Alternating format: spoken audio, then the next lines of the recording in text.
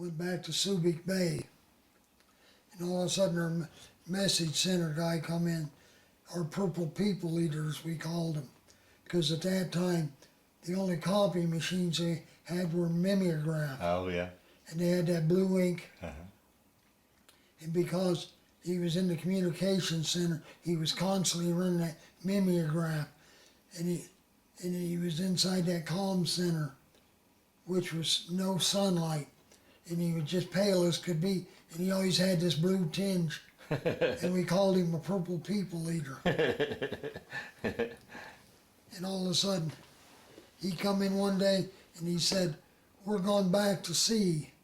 On the way back from Kaohsiung, we went to Hong Kong. And he said, "We're going back to sea." I said, "How do you know?" He said, "I can't tell you." I said, "Okay." Sure enough, next morning, the tug come and yanked us away from the berth. We went out, and this was in March of 1965. God. And the next thing you know, they're loading me and my van, our vans, on these mike boats. LCM, we called them mike boats, landing craft, mechanized. Mm-hmm. They were just oversized landing crafts. They were big enough to haul our vans and things on, and they lowered them down with the cranes. And we headed ashore. And we went on into, and we landed at Da Nang, Vietnam. We were come to find out later, we were going in to set up communications for these regimental landing teams coming down from Okinawa. And they set us up on the edge of Da Nang Air Base. And we were housed in these old French barracks on the east side of the base there. Pretty nice accommodations. We knew they were left over from the old French colonial time, because in the head they had these old European style toilets, flush toilets with the tank way up and the pole chain. And everything was fine there.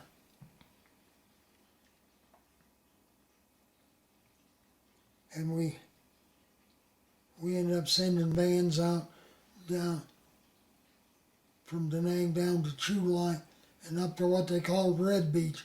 Don't know why they called it Red Beach. Where we sailed out of Okinawa was called Red Beach. It was called White Beach. And there on Okinawa, everything is just old red dirt from all this ground up coral.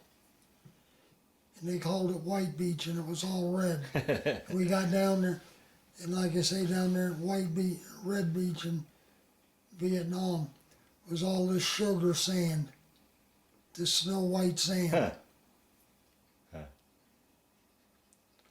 And we set up communication from there.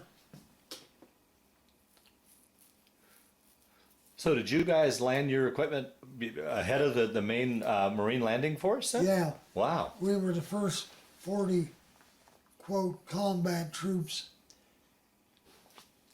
in Vietnam. Wow. Outside an Army advisors. Right.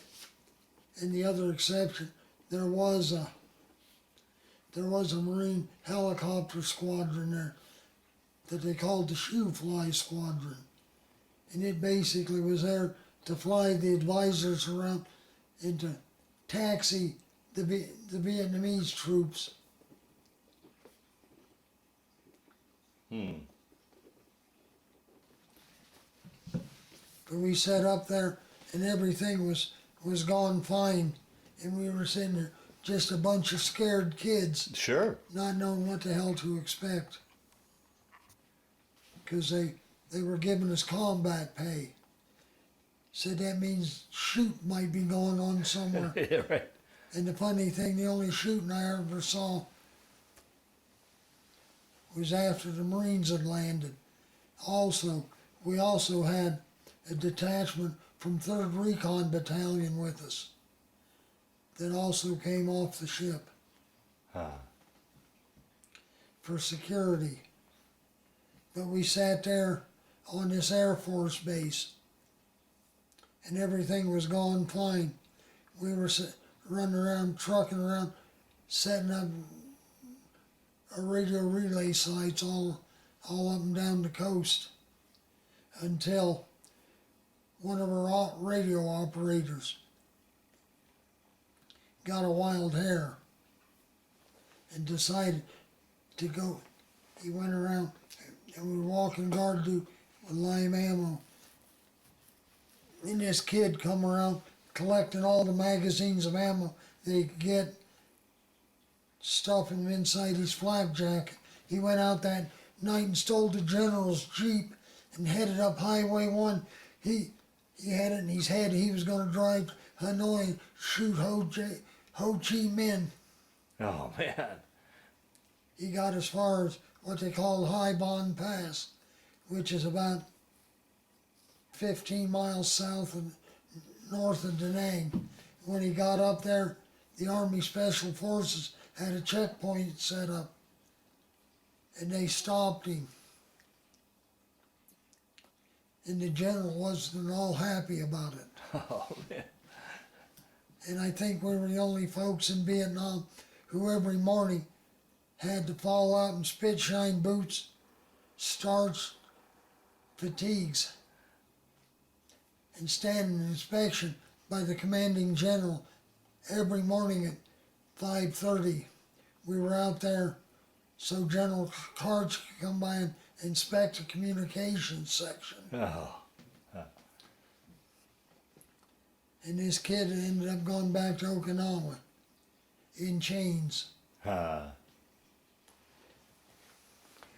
We all thought it was funny as hell. The general didn't think so at all.